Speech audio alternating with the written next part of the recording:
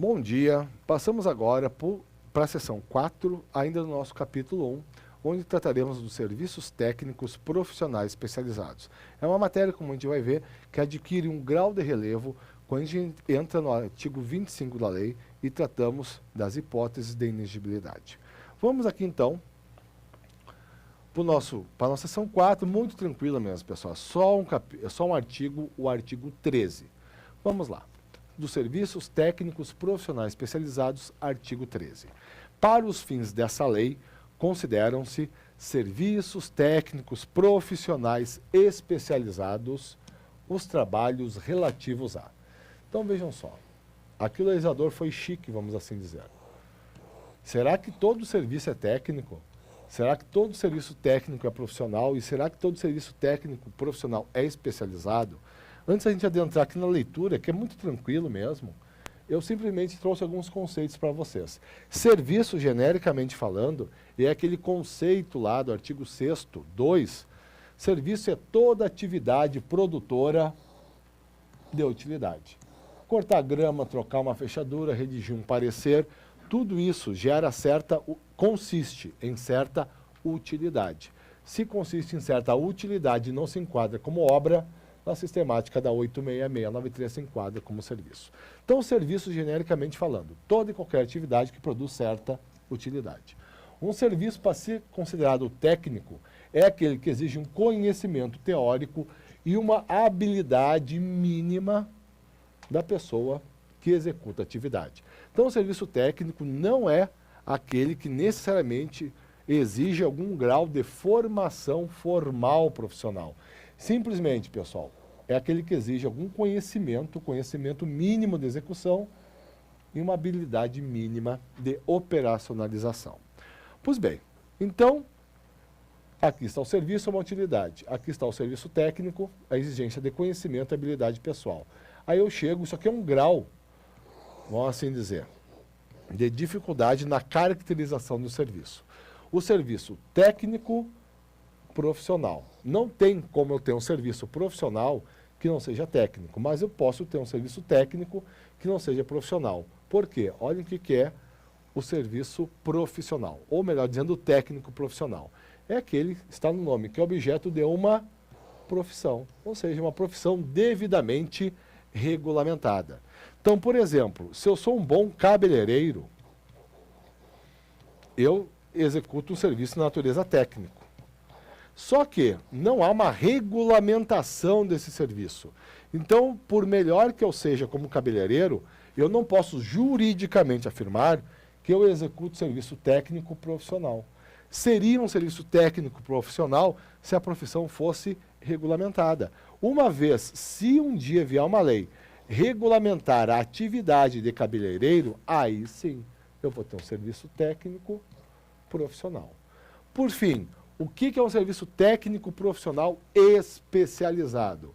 É aquele serviço que, além de representar certa utilidade, exigir certo conhecimento e habilidade pessoal, ser objeto de uma profissão devidamente regulamentada, é executado com um certo grau de excelência, com nível diferenciado de qualidade.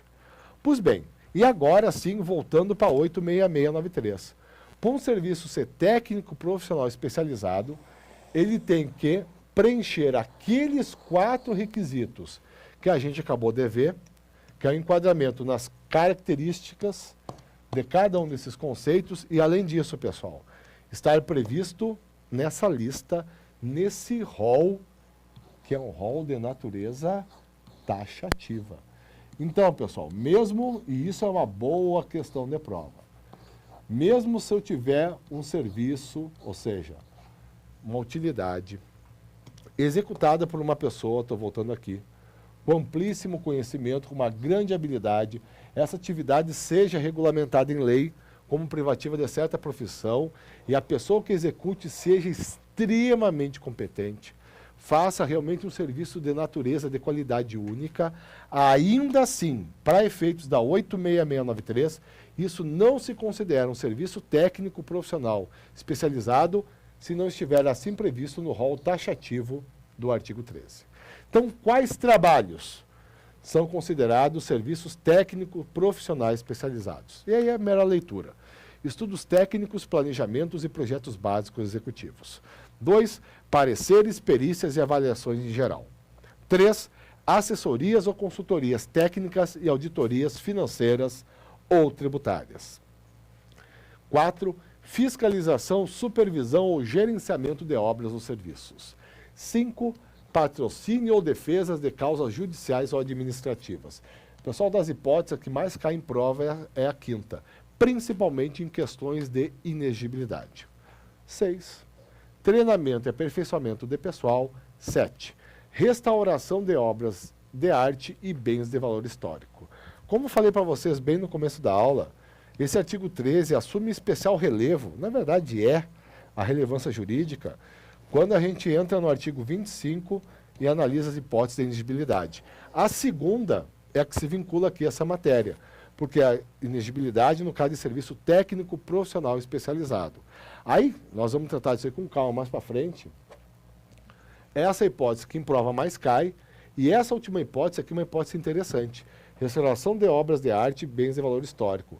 Porque nós vamos ver que eu posso enquadrar esse serviço, restauração de obras de arte e bens de valor histórico, como imposto de inegibilidade, aí vai ter que estar preenchidos os requisitos do 25.2, mas eu posso também enquadrar, eventualmente, como imposto de dispensa, quando preenchidos os requisitos previstos no inciso próprio do artigo 24.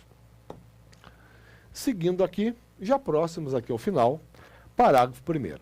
Ressalvados os casos de inexigibilidade de licitação, os contratos para a prestação de serviços técnicos profissionais especializados deverão preferencialmente, veja que não é em caráter absoluto a regra, preferencialmente ser celebrados mediante a realização de concurso, com estipulação prévia de prêmio à remuneração. Como nós vamos ver, pessoal, mais adiante, é um dos corações da 86693, as diferentes modalidades de licitação. São 5 modalidades previstas na 86693. Concorrência, tomada de preços, convite, concurso e leilão. Convite, segundo o 22, parágrafo 4º, é a modalidade adequada para a contratação de trabalho técnico, artístico ou científico. E então é a modalidade que se enquadra com naturalidade quando estou operando serviço técnico profissional e especializado. Qual é a eficácia jurídica desse parágrafo 1º? É que, como o concurso é a modalidade preferencial perante serviços dessa natureza, quando a administração decidir por outra modalidade, ela deverá motivadamente explicar o porquê da não utilização da modalidade concurso. Seguindo aqui, parágrafo 2º, aos serviços técnicos previstos nesse artigo, aplica-se no que couber o disposto no artigo 111 dessa lei. Pessoal, eu não transcrevi o dispositivo aqui, eu só expliquei aqui, ó, a parte. A remissão se refere à cessão de direitos patrimoniais atinentes à propriedade imaterial como condição para a celebração do contrato.